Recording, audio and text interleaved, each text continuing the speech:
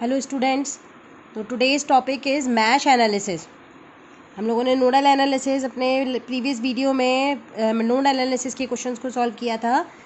तो ये वीडियो है जिसमें हम लोग मैश एनालिसिस के न्यूमेरिकल्स अप्लाई करेंगे।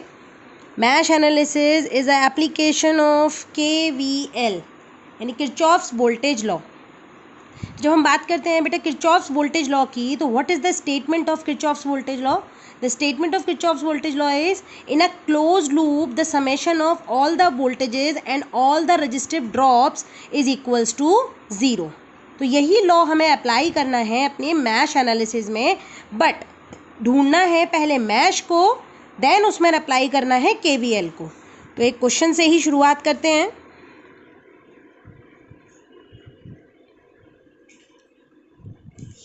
एक सिंपल सा सर्किट लेते हैं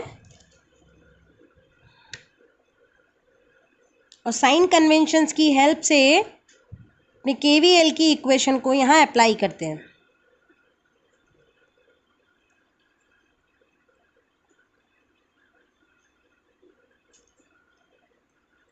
दिस इज़ अ सर्किट और इसमें आपसे कहा गया है कि आपको मैश एनालिसिस अप्लाई करके किसी भी रेजिस्टेंस में करंट को कैलकुलेट करना है।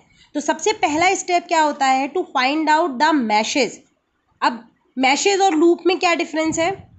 ये जो आपको दिखाई दे रहा है 3 volt 1 ohm 2 ohm and again 3 volt, this is a mesh. 2 ohm 3 ohm 2 volt again 2 ohm, this is also a mesh. But ये कंप्लीट जो आउटर आपको दिखाई दे रहा है, दिस इज अ लूप। तो what is the difference between mesh and loop? कि mesh वो लूप है हमारा या वो क्लोज्ड पाथ है जिसके अंदर कोई और क्लोज्ड पाथ नहीं होना चाहिए, दैट इज मैश। और अगर उसके अंदर कोई और क्लोज्ड पाथ बनता है, that is it is a loop. तो हमें यहाँ मैश ढूंढनी है, तो सबसे पहले हमने मैशेस ढूंढी। 2 मैश नज़र आई यहाँ पर हमारी, उसमें हम लोगों ने करंट फ्लो कराया I1 एंड I2। नाउ अब इक्वेशन लिखना स्टार्ट करते हैं। According to the current direction, battery का नेगेटिव पॉजिटिव फिक्स होता है। रेजिस्टेंस का इस डायरेक्शन के हिसाब से, रेजिस्टेंस का ये प्लस ये माइनस घूमकर यहाँ आया, ये प्लस ये माइनस। तो सबसे पहले मैश में हम लोगों ने इस तरीके से अपना इक्वेशन बनाया। तो हमने मैश फर्स्ट की इक्वेशन लिखना स्टार्ट किया। तो हम लोगों ने सिंपल प्लस माइनस सारे साइन बना दिए। अब डायरेक्शन के हिसाब से जो साइन मिलता जाएगा हम उसी के बेसिस पर अपनी इक्वेशन को लिखते चले जाएंगे। तो डायरेक्शन के हिसाब से सबसे पहले मुझे 3 वोल्ट की बैटरी का नेगेटिव मिला, मैंने लिखा माइनस का 3। देन फिर आगे बढ़े तो मुझे मिला 1 ओम के रेजिस्टेंस में, वो भी प्लस के साथ, मैंने लिखा प्लस। रेजिस्टेंस है तो 1 ओम में गया I1 करंट, तो मैंने लिखा 1 into I1।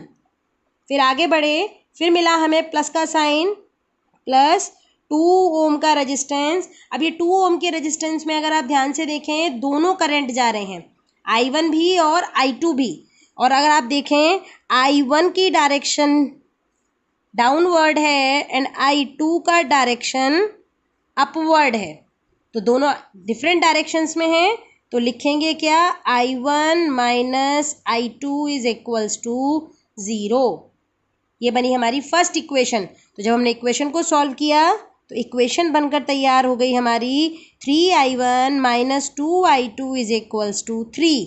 This is our first equation. Similarly अब हम मैश सेकंड की बात करेंगे। जब मैश सेकंड की बात करेंगे यानी इस मैश की बात करेंगे, तो ऑब्वियस ही बात है बैटरी के प्लस माइनस हमारे पास ऑलरेडी हैं। हमने I2 की डायरेक्शन के हिसाब से 2 का प्लस ये बना, माइनस ये बना। आप चाहें तो पुराने साइन भी यूज़ कर सकते हैं, लेकिन अगर पुराने साइन लेंगे तो आपको तब I1 माइनस I2 करना पड़ेगा। लेकिन अगर आप I2 को सुपीरियर करंट मानकर अपनी इक्वेशन बनाना चाहते हैं तो फिर यहाँ पर नए साइन जनरेट करने पड़ेंगे।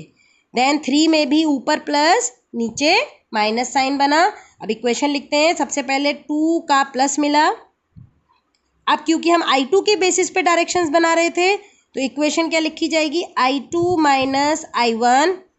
देन प्लस का 3 में I2 करंट गया तो प्लस का 3I2।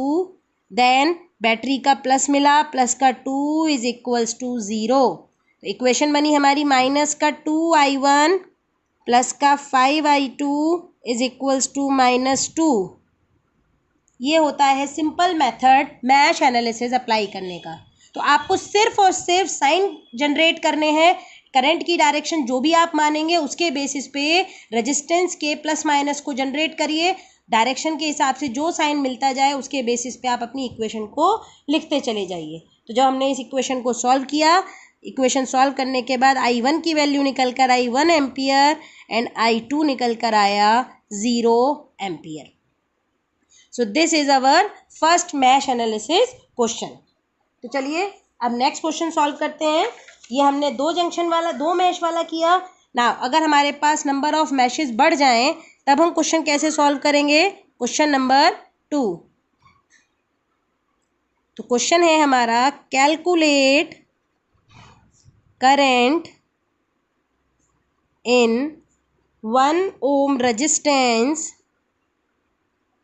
using mesh analysis। अब हम जंक्शन बनाते हैं अपने, सर्किट बनाते हैं।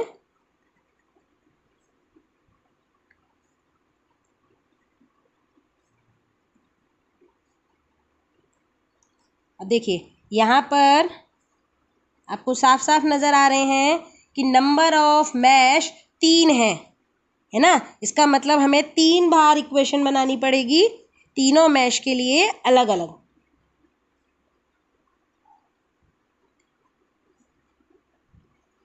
तो यहाँ पर क्योंकि 3 मैश हैं तो मैंने I1, I2 एंड I3, हमने 3 मैश में 3 करंट की डायरेक्शन ली।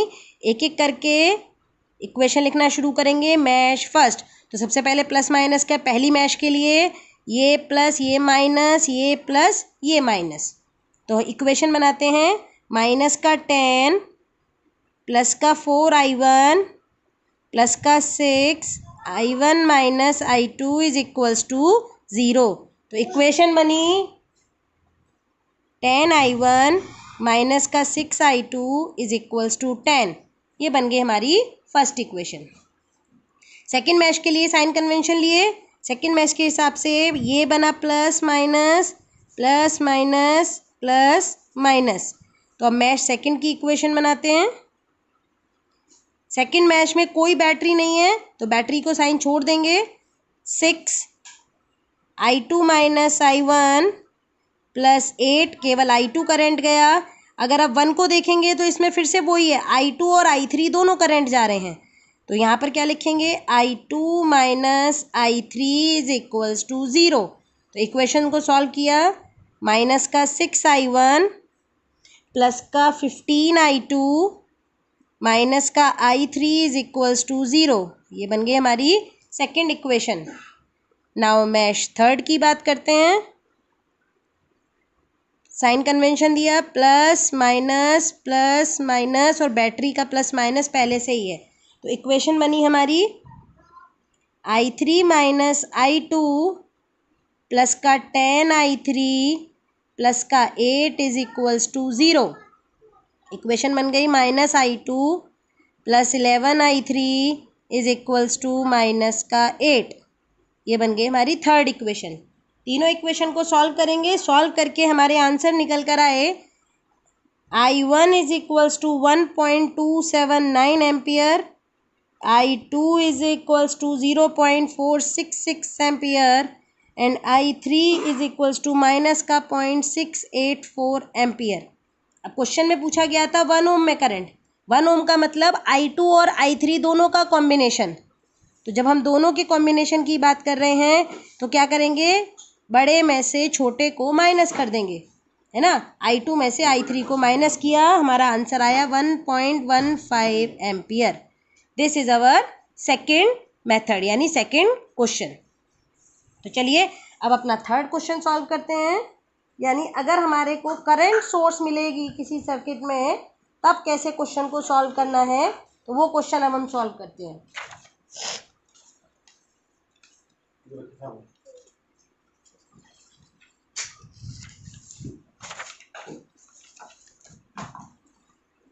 Question number 3, using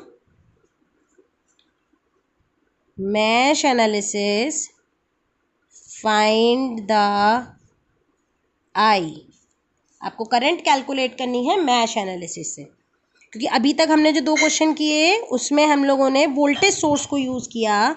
अब अगर आपको सर्किट में करंट सोर्स मिल जाए तब न्यूमेरिकल कैसे सॉल्व होगा,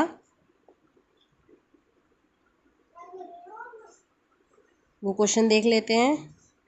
ये है हमारा 1 एम्पियर, 5 ओम, अगेन 5 ओम, 10 ओम, 5 ओम और 10 वोल्ट, और आपसे आई यानी इसमें करंट पूछा गया है।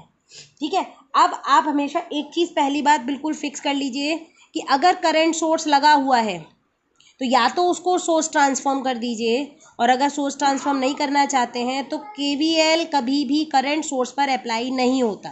केवीएल हमेशा वोल्टेज सोर्स पर अप्लाई किया जाता है या रजिस्टिव ड्रॉप पर किया जाता है, करंट सोर्स पर केवीएल अप्लाई नहीं होता है।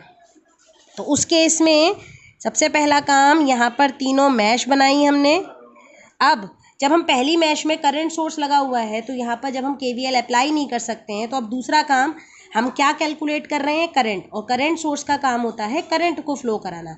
तो यहाँ पर सीधे सीधे क्या किया हमने, I1 का वैल्यू मिल गया हमें 1 एम्पियर, तो हमें मैश एनालिसिस लगाने की ज़रूरत ही नहीं है, यानी पूरे मैश का करंट वही हो जाएगा जो करंट सोर्स की वैल्यू है। ठीक, तो यहाँ पर हमें केवीएल लगाने की कोई रिक्वायरमेंट है ही नहीं।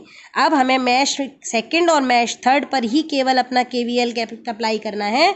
तो साइन कन्वेंशन दिया, plus minus and plus minus, और इक्वेशन बना ली 5I2 minus I1 plus 5I2 plus 10I2 minus I3 is equals to 0। Equation बन गई माइनस का 5I1 प्लस का 20I2 माइनस का 10I3 इज इक्वल्स टू 0। तो सॉल्व करके हमारी इक्वेशन बन गई, after putting the value of I1 the value हो गई 20I2 minus 10I3 is equals to 5। ये बन गई हमारी फर्स्ट इक्वेशन। सिमिलरली हमने थर्ड मैश के लिए इक्वेशन बनाई, साइन कन्वेंशन दिया, plus minus plus minus plus minus. तो स्टार्ट किया अपनी इक्वेशन को लिखना, 10I3 माइनस I2 प्लस का 5I3 प्लस का 10 इज इक्वल्स टू 0। तो माइनस का 10I2 प्लस का 15I3 is equals to minus का 10। ये बन गई हमारी सेकेंड इक्वेशन।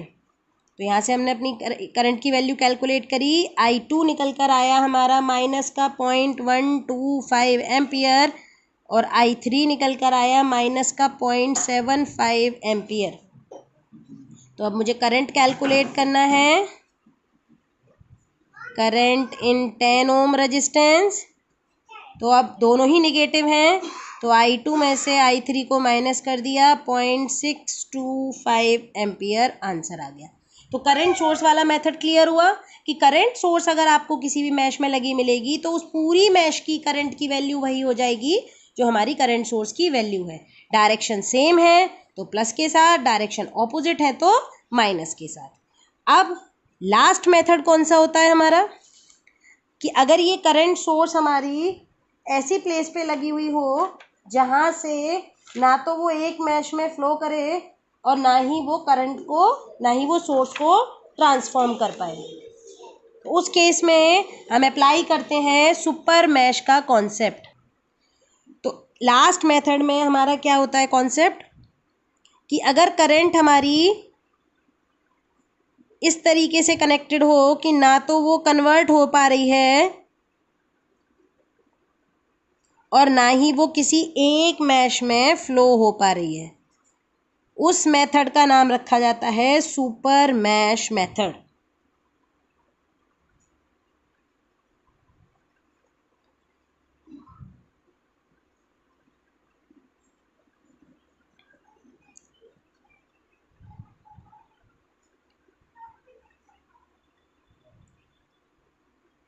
ये हमारा सर्किट है और हमें मैश करंट फाइंड आउट करनी है,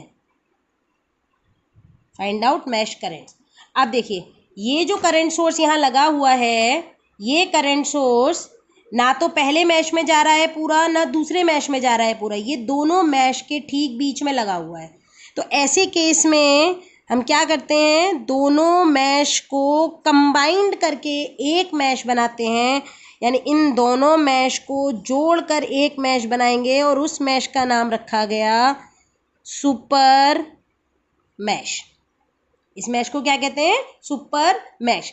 क्योंकि ये सुपर मैश कब बनती है हमारी, जब हमारे पास कोई ऐसी जगह पर करंट सोर्स लगा हुआ हो कि वो एक मैश में फ्लो ना करके दो मैशेस के बीच में लगा हुआ हो, तब उन दोनों मैशेस को कंबाइन करके हम बनाते हैं सुपर मैश।